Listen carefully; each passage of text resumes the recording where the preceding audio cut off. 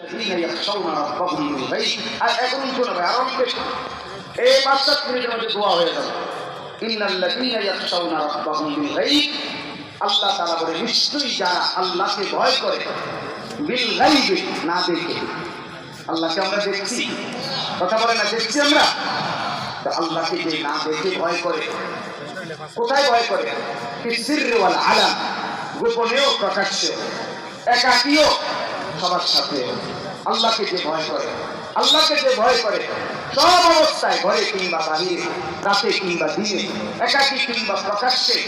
বাজারে কিংবা ব্যবসায় লেনদেনে কিংবা উপার্জনে সংসারে কিংবা একাকী ব্যক্তি জীবনে কাকে ভয় করে